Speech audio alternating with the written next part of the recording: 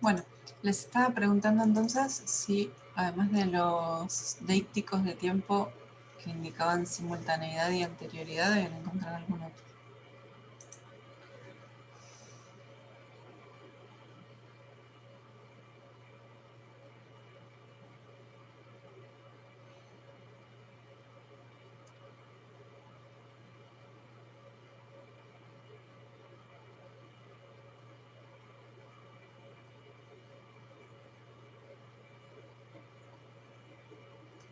Bueno, tienen acá, por ejemplo, en las líneas, a partir de la línea 38, 39, por ahí, ¿sí?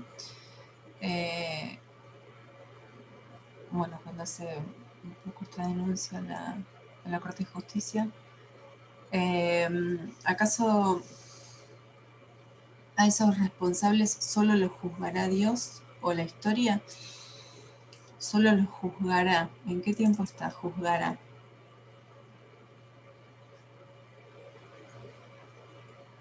Bueno, está en futuro. ¿Tendremos la oportunidad de juzgar a estos genocidas de hoy, como hoy se juzga a los genocidas del pasado? ¿Tendremos, sí, de nuevo, futuro? Entonces, habíamos visto simultaneidad, anterioridad y acá sí tenemos posterioridad, ¿sí? Es decir, desde el momento de la enunciación se está haciendo referencia a algo que va a suceder después, en algún momento, no sabemos cuándo, pero sí sabemos que va a ser después, bueno, después no sé ya anhela que sea después. Si lo juzgará Dios, ¿tendremos en algún momento de la historia la oportunidad de juzgar a los genocidas de hoy como hoy se juzga a los del pasado? Fíjense cómo acá están operando los tres, futuro, presente y pasado. ¿Sí? ¿Tendremos a futuro lo agrego yo, tendremos a futuro la oportunidad de juzgar a los genocidas de hoy, presente, momento de la enunciación, como hoy se juzga a los del pasado? Entonces, vamos a acá. Bien. Entonces, un poco como, por supuesto que verbos hay muchísimos más. Yo listé algunos solamente porque una vez, digamos, que ya exista un verbo en presente nos permite reconocer ese texto como un texto anclado del presente. Ya sabemos que es un texto. En la medida que hay un texto, que hay un solo verbo en presente, ya sabemos que va a ser un texto que se va a construir desde el presente, aunque después predominen los verbos en pasado, pero si hay presente vamos a saber que va a ser más fácil incluso reconocer marcas del enunciador e incluso que podamos ver un diálogo con el enunciatario, el diálogo que por ahí acá no hay de manera explícita, sí había en el otro texto, en este no, pero eh, fíjense que, por ejemplo, en una novela de ninguna manera podría haber un diálogo con el lector, ¿no? Si hubiera un diálogo con el lector en una novela, ya nos estaríamos corriendo de la novela y estaría pasando otra cosa distinta, ¿no? De lo que sucede en el relato. Entonces, entre los verbos, entre los adverbios y expresiones, encontramos hoy, que lo habían marcado ustedes, encontramos este pasado, cómo se ha juzgado a los genocidas del pasado, una cosa así creo que decía en el texto, y algunos de los verbos en presente dan ampara, resuena, y de los que indican posterioridad, juzgará, tendremos, y lo que no sé es por qué no puse ninguno, o se me habrá ocurrido en el cuadro. Uy, bueno, de los que indican anterioridad, no sé.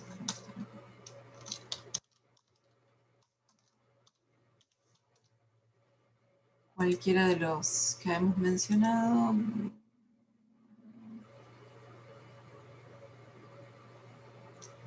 Eh,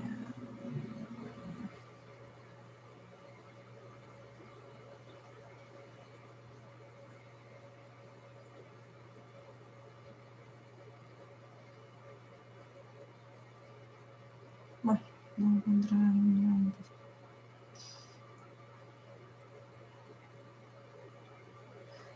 Miles de muertos por goteos que quedaron impunes.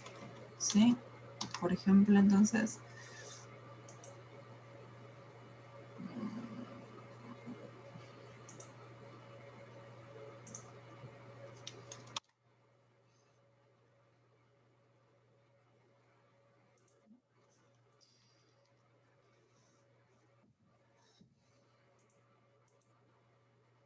Bueno, escribir, lo escribo. Sí, para completar lo que tiene que ver con los deícticos de tiempo. ¿Sí? Que indican simultaneidad, anterioridad, también indican posterioridad en este caso. Y no sé por qué no me deja escribir.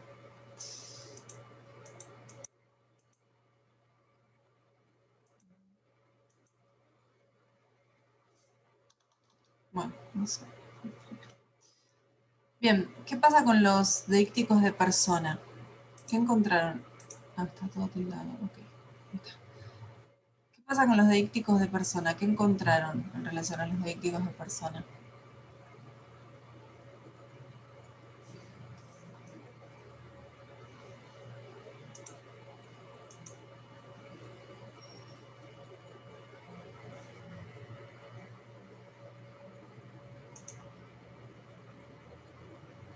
Son liberados, contaría como que Romina. Como verbo de tiempo en simultaneidad. Como, sí, como deíctico de tiempo simultaneidad, sí. Ujú. Gracias. Bien, pasemos entonces ahora a la persona.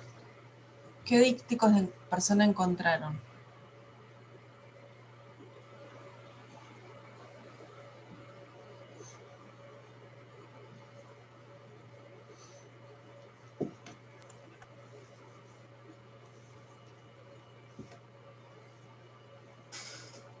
¿Qué marcas de persona encontraron? ¿En qué persona está escrito? ¿Quién nos? Bien, ¿en dónde, Romina, lo encontraste?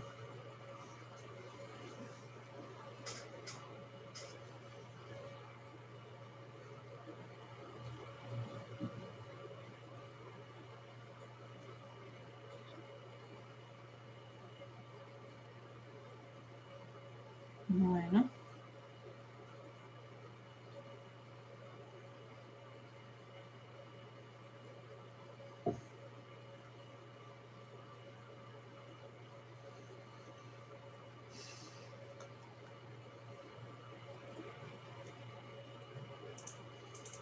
Bien, entonces, la dialéctica amigo-enemigo del sistema nos acostumbró a convivir con la violencia que, como sabido, siempre genera más violencia. Bien, ¿qué tipo de nosotros es? Es un nosotros, es primera persona del plural, nosotros, y la clase pasada habíamos visto que podemos diferenciar tres tipos de nosotros. Un nosotros de máxima extensión, un nosotros inclusivo y un nosotros exclusivo. ¿Qué sería?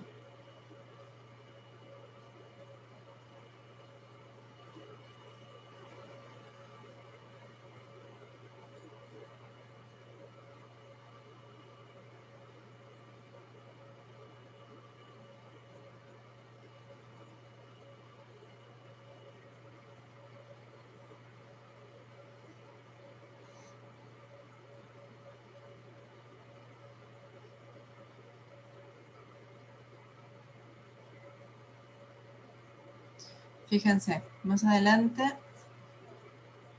en la línea 13, dice, y encerrada en su propio discurso autista, nuestra justicia cínica, y es un nosotros que va de la mano con el nos de la línea 2, ¿sí?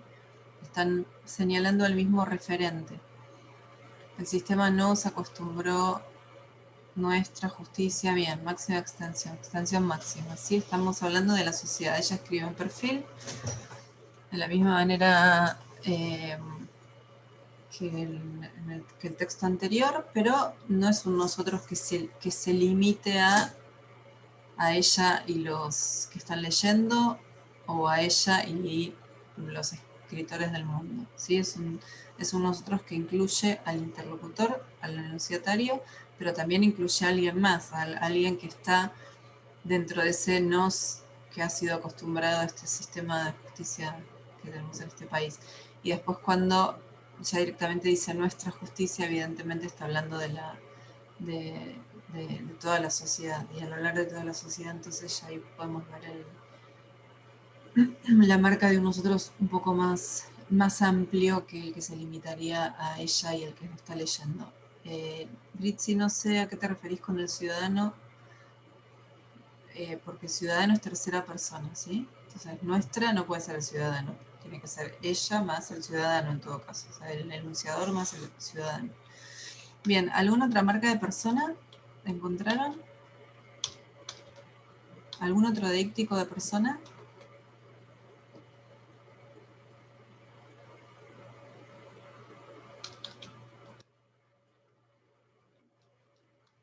Si no es un pronombre que aparezca en otro elemento, lo vimos recién de hecho.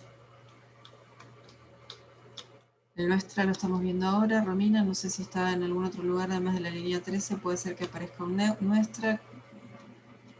Son todos de máxima extensión. No, podríamos ver, de hecho sucede, que en el mismo texto aparezca un nosotros funcionando de las tres maneras distintas. ¿Sí? En el mismo texto podemos encontrar un nosotros que a veces es de máxima extensión, que a veces es de inclusivo, que a veces es exclusivo, siempre en el mismo texto. ¿Sí? Apoyando más esta idea de que el deíctico tiene un referente no fijo. La misma palabra en el mismo texto puede estar haciendo referencia a elementos del mundo distintos. Bueno, tenemos acá lo que estábamos diciendo recién. Tendremos la oportunidad, es un verbo que está en primera persona del plural, por lo tanto, el hecho de que esté conjugado en primera persona del plural lo convierte en deíctico. Primera persona del plural y sigue en la misma línea de los anteriores, es de máxima extensión. Tendremos serían los argentinos, ¿no? La oportunidad de juzgar a los genocidas de hoy. Bien, ¿encontraron algo más que les haya generado alguna duda, que quieran preguntar, que quieran decir? Mira, acá encontré el allí, Mirla, que estabas diciendo antes, seguramente era este, y sí, en este caso tiene una connotación de tiempo. De todas formas, no es deíctico, porque fíjate lo que dice, con la creación del Estado, el particular delega el poder de la venganza privada en la justicia pública. De allí en más claramente está haciendo referencia a tiempo, ¿sí? Pero la pregunta, no sé, ¿estás Mirla? No sé quiénes están conectados. Sí, profe. Bien, de allí tiene un referente. ¿Cuándo es ese allí? Dice de allí en más. ¿Qué momento es ese allí?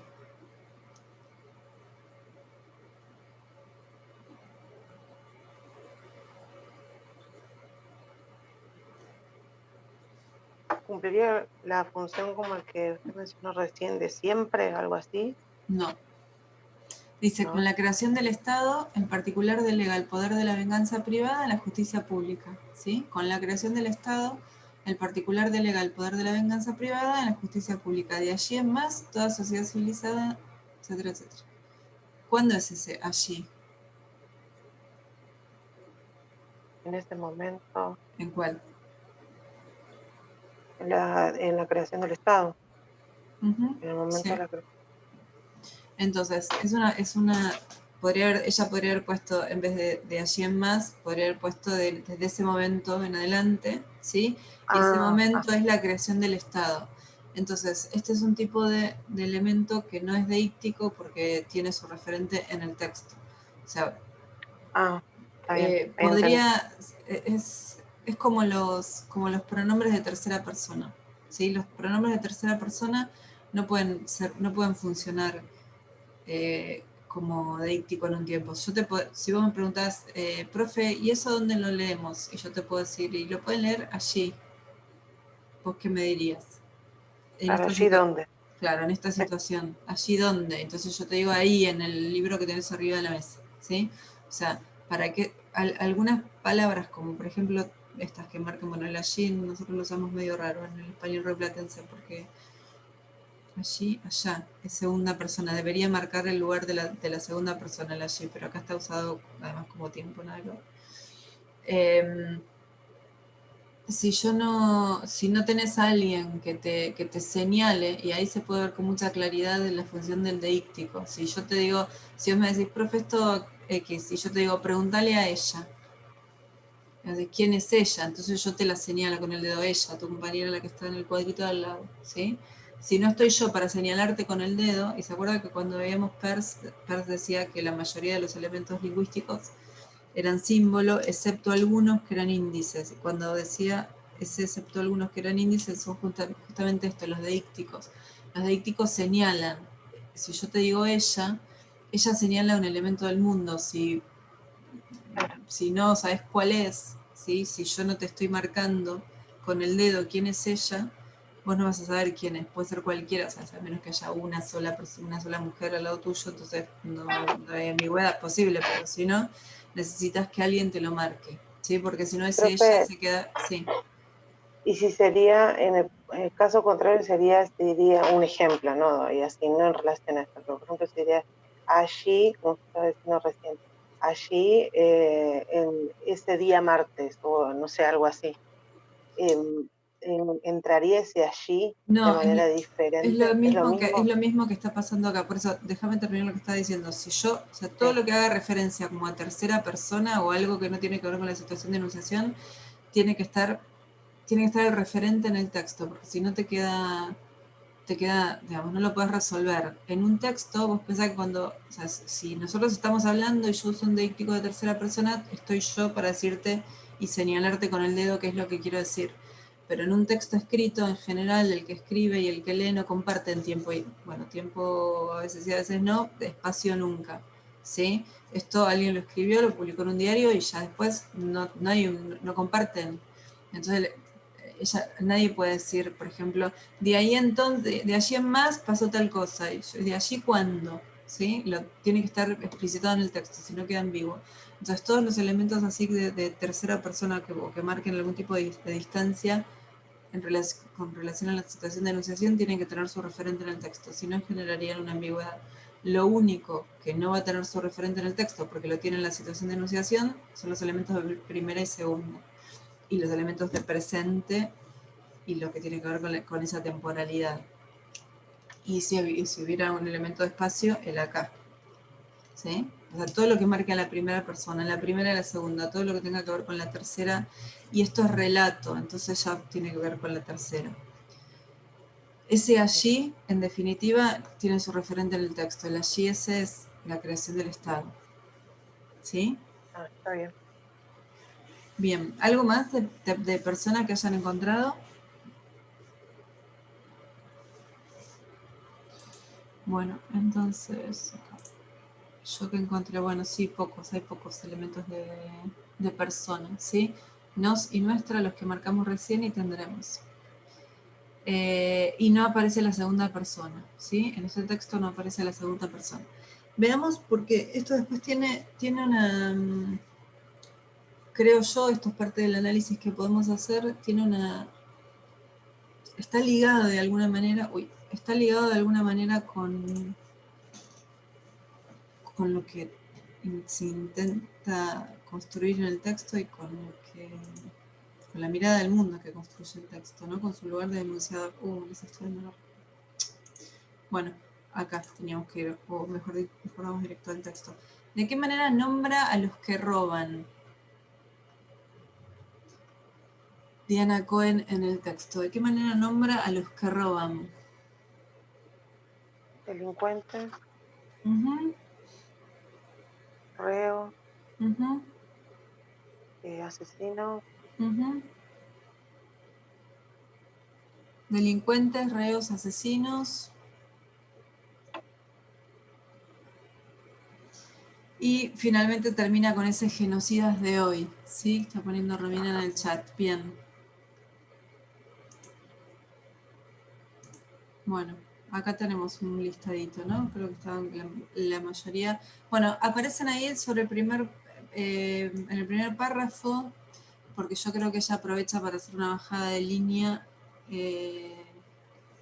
contra, bueno, esto es de abril del 2014, contra el oficialismo de ese momento, ¿no? Contra el kirchnerismo. Creo que aprovecha y hace una bajada de línea, porque de hecho habla de batalla militante. Batalla militante era, no sé, un grupo de militancia acá. Entonces, habla de quienes fueron víctimas de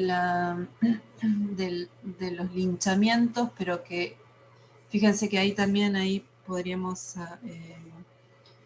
revisar un poco lo que intenta hacer ella desde la perspectiva de Voloshinov, ¿no? ¿Qué pasa con los elementos víctima y victimario? Que en el texto de Diana Cohen vemos que hay una inversión de los elementos víctima-victimario, ¿sí?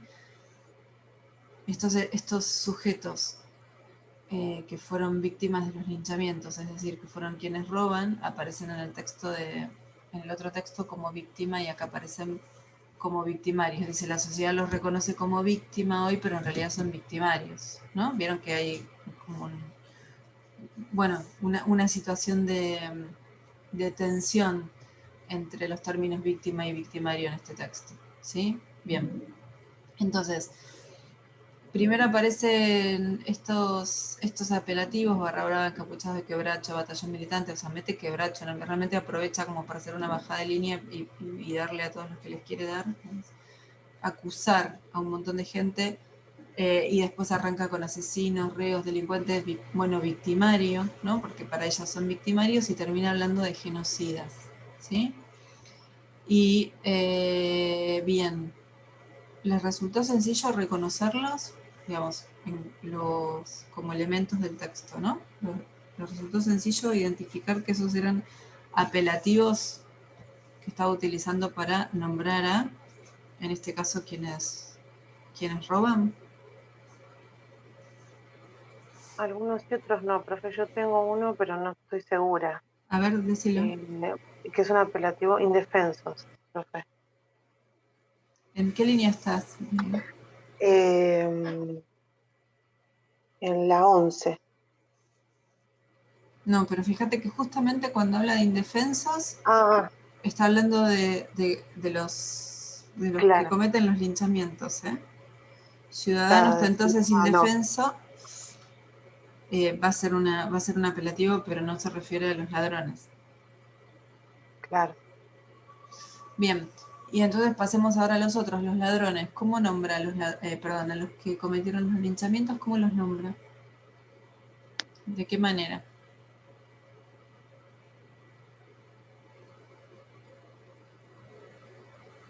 Bueno, ahí tenemos, ¿no? Una forma. Ciudadanos, hasta entonces indefensos. El ciudadano hasta entonces indefenso, ciudadano. ¿Qué más? ¿Qué otras maneras utiliza para referirse a quien lincha? Vecinos, bien, Romina.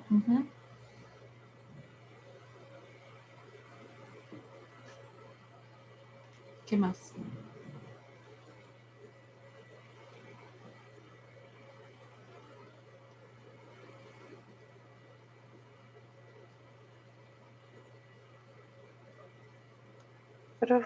Profe, perdón, mansedumbre, cuando dice la línea 12. La lógica del sistema que confía en la mansedumbre.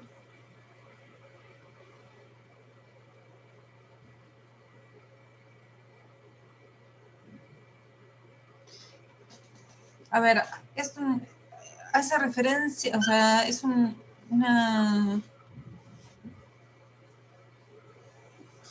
característica que le atribuye, pero no sé si usa esa expresión para referirse. Sí, es una característica que le atribuye a quienes salieron a linchar, pero pensá que estamos buscando elementos que reemplazan a linchadores, por decirlo así, en resumen. Entonces, en general, tienen que ser sustantivos que realmente puedan reemplazar, como por ejemplo vecinos, como por ejemplo lo que es ciudadano, hasta entonces indefenso, ¿sí?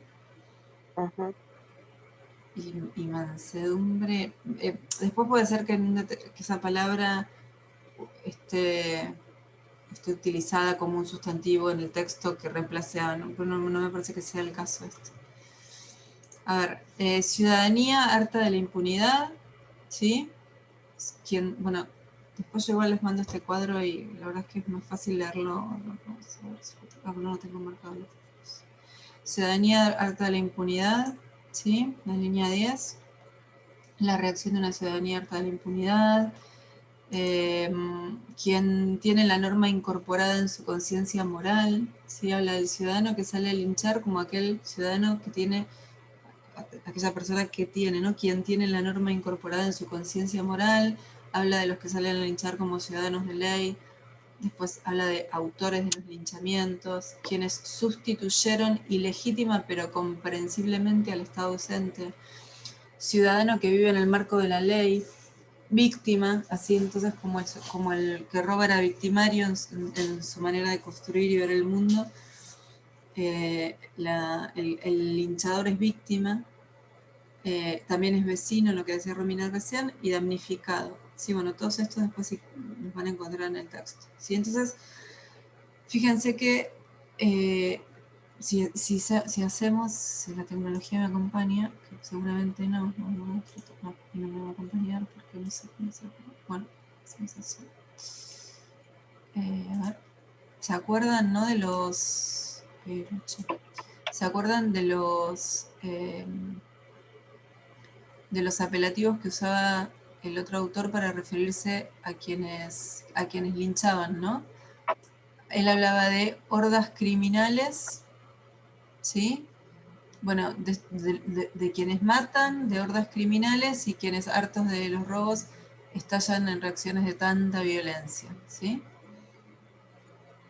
Quizás de todos la forma más fuerte es lo de hordas de criminales. Y fíjense, en el otro texto, el que lincha es la ciudadanía. El que lincha es quien tiene incorporada la norma moral. Es un ciudadano. Fíjense que ni siquiera le dice linchador, dice autores de los linchamientos, ¿no? Una cosa es ser autor y otra cosa es ser un linchador. Como lo de el linchamiento pasa en segundo plano. Bueno, quienes sustituyeron el Estado ausente, ¿sí? Acá está casi a la altura de justiciero, que decía en el otro texto, el acto justiciero, no solo que acá ella se encarga de poner entre paréntesis que de todas formas se comprende por qué lo hicieron, ¿no? Bueno, ciudadano que vive en el marco de la ley. Fíjense cómo aparece a la hora de utilizar apelativos el elemento ciudadano. Ciudadano y ley, ciudadano y ley, ciudadano y ley, ¿no? Como, bueno, vecino, que estaría ahí casi de la misma manera funcionando que ciudadano, están juntos. Y finalmente, siguiendo con los subjetivemas, ¿cómo menciona al acto de linchar?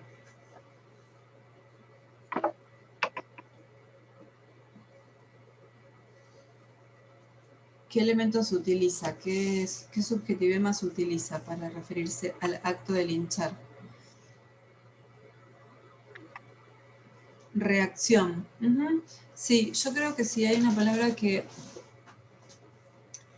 podemos, que hay que destacar en este texto a la hora de ver, hay varios más, pero en general el que me parece más interesante de los subjetivemas, y sobre todo para trabajarlo como subjetivema, es cuando ella habla de los linchamientos como reacción. Fíjense que el término reacción, en otro contexto, ¿por qué sería un subjetivema, no? La palabra reacción, en principio, fuera de contexto, evidentemente, no, qué sé yo, no es como genocida, que bueno, genocida, no se me ocurre un contexto en el que genocida no pueda significar otra cosa.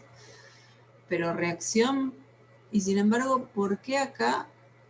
¿Por qué? ¿Qué significa que sea una reacción? ¿Qué está haciendo ella al utilizar el término reacción? Al referirse a los linchamientos en términos de reacción, ¿qué está haciendo?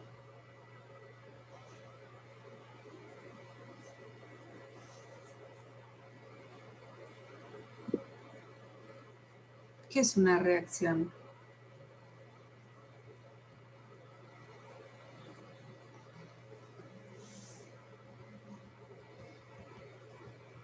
Sería como una consecuencia de lo que está sucediendo, de lo que le sucedió, digamos. Bueno, sí, como una consecuencia, está bien, como una respuesta, ¿no? Una reacción es una acción que se ejecuta después de otra, anterior, es una respuesta a algo anterior. Entonces, si el linchamiento es una respuesta a algo que sucedió antes, si el linchamiento es una reacción a algo que sucedió antes, ¿de quién es la responsabilidad? El ciudadano no. Bueno, en realidad es de otro, ¿no? Ellos están reaccionando, el que sale a linchar está reaccionando, y si está reaccionando es porque está respondiendo a algo que pasó antes.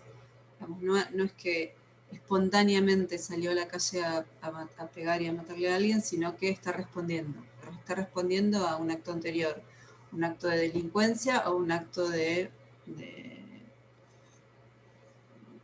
no justicia o de desentendimiento por parte de la justicia, ¿sí? Entonces, si vamos a...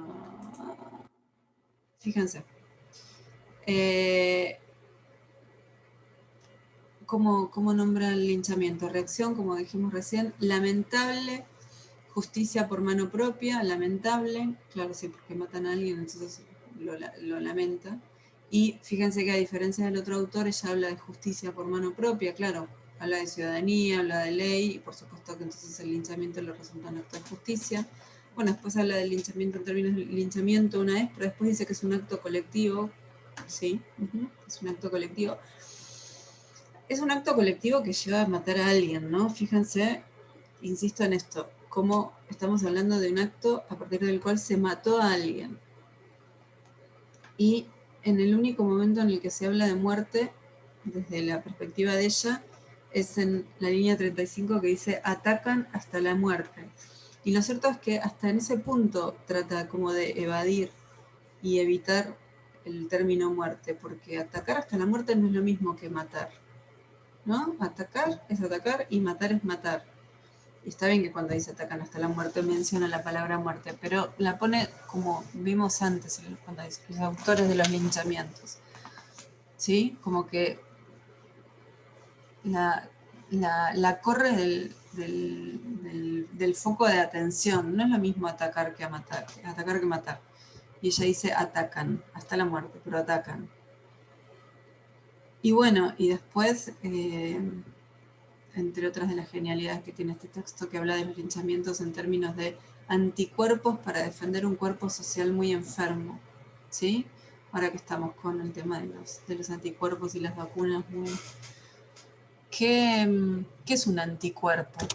¿Qué hace? Bueno, lo estaba diciendo la misma metáfora, lo expresa todo, ¿no? Anticuerpos para defender, o sea, está hablando del linchamiento en términos de algo que viene a defendernos de un cuerpo social muy enfermo, etcétera, etcétera. O sea que para ella el linchamiento es un anticuerpo, es algo en definitiva bueno, ¿no? Todos necesitamos anticuerpos para sobrevivir. Y bueno, ¿y se acuerdan cómo hablaba el otro autor, ¿no? De los linchamientos? Hablaba de pena de muerte, algo que se paga con la vida, de un accionar justiciero, reacciones de violencia, bueno, accionar justiciero de ordres criminales, ¿no? Y por supuesto de ninguna manera hablaba de justicia, sino que hablaba directamente de mano propia. Fíjense entonces la diferencia entre estas dos formas. Bueno, volvemos si quieren a los subjetivemas que creo que la clase pasada les había comentado, ¿no? Como los subjetivemas que utiliza Martín Cohen para referirse a los ladrones, ¿no? Los ladrones, los que roban, moto chorra, quitando absolutamente toda responsabilidad y evidentemente poniendo toda la responsabilidad en manos de los linchadores. Y fíjense de nuevo en esta cuestión de cómo el subjetivema no habla solamente de aquello del mundo lo que describe, sino de quién usa el subjetivema cuando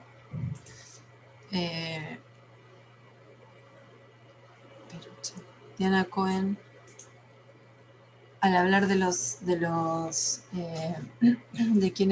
quienes roban, utiliza genocida, ¿sí?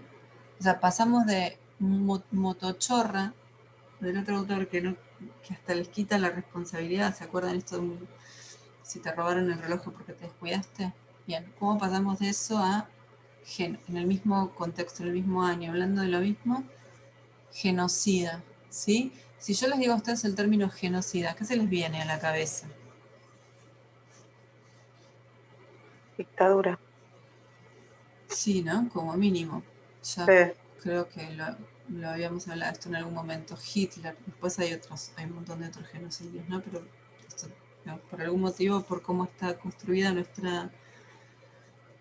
nuestra cabeza, para nosotros genocidio es dictadura, genocidio es Hitler, más allá de todos los otros que hubo y que hay, pero bueno.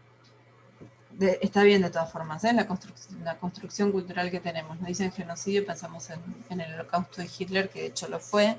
Entonces, La pregunta mía sería, o sea, me parece desde el análisis, ¿no? ¿Cómo se quita responsabilidad en el otro texto cuando se habla de moto chorra? No, las motos no roban. O sea, nombrar las cosas por su nombre. No, no las nombra por su nombre. Y habla de moto chorra. Pero acá, genocida, hablar de una persona que roba. En términos de genocida, cuando para nosotros el primer referente de genocida es Hitler, saquen sus propias conclusiones, ¿no? O sea, cómo va avanzando en los subjetivemas desde asesino y reo, desde el principio reo, por ahí la forma menos fuerte de todas las elegidas, hasta llegar a genocida. Bien, es un poco... bueno, no, por supuesto no me quiero, no quiero opinar, ¿no? No me voy a meter en la discusión. Sí, fíjense cómo los dos construyen, ¿sí?, lo que quieren construir. Y no me acuerdo si en la clase pasada se los había comentado, cómo uno termina de leer este texto, es un texto que genera violencia, uno termina de leer este texto y terminás enojado, ¿no? Enojado con la sociedad, enojado con la justicia, y es un texto violento, es un texto que genera violencia, y un texto en el que se compara a alguien, de ninguna manera estoy justificando la delincuencia en absoluto, pero comparar a quien roba un teléfono en una esquina, aunque lo haga de la manera más violenta y aunque termine matando, ¿no? Está mal, digamos, desde absolutamente todo punto de vista está mal y es condenable. Y está mal matar a una persona o a millones, está mal. Pero me pregunto, ¿podemos compararlos? ¿Podemos decir que una persona que mata en una esquina a otro para robarle, que insisto, o sea, no hay discusión, está mal, pero es comparable eso con Hitler? Qué sé yo, no sé, quizás les parezca que sí, quizás les parezca que no. Es lo que se está haciendo en este texto. En este texto se lo está comparando con Hitler, y creo que esa comparación, independientemente de lo que podamos opinar, digamos, está tratando de generar algo. Está tratando de generar que es así, por lo menos, ¿no? Que si tenemos la duda, no lo dudemos, que es lo mismo la persona que mata en un robo en una esquina que Hitler. Es un texto que es violento. Hablar de un acto de linchamiento, de alguien que sale y que mata de manera anónima, grupal, de hecho ella misma lo dice, ¿no? Acto colectivo, dice en un momento. Está justificando eso, está justificando la violencia, porque está justificando. Bueno, si la justicia no funciona, entonces de alguna manera nos tenemos que defender.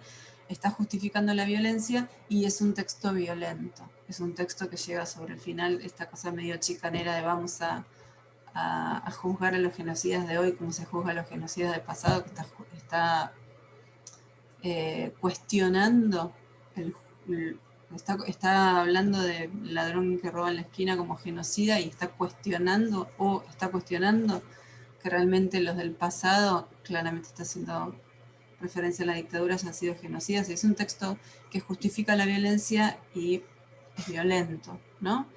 Y a la vez el texto de Martín Cohen, que llama a la no violencia, que termina, ¿no?, con esa frase de si están compatriotas de la mano propia, es un texto que busca todo lo contrario, es un texto que se va por ahí al otro extremo, ¿no?, que es quitar responsabilidades. Bueno, en realidad, si te roban el reloj porque fue en un acto de distracción, es culpa tuya. Es un texto que llama a la no violencia, a dejar la violencia, y se construye desde un lugar... el texto en sí mismo no trata de generar violencia, trata de generar, un tipo de reflexión distinta, ¿no? O llama a la reflexión más que a la violencia, cosa que este texto no hace. Se corta y nos volvemos a conectar, ¿sí? Porque no, me voy a quedar hablando sola.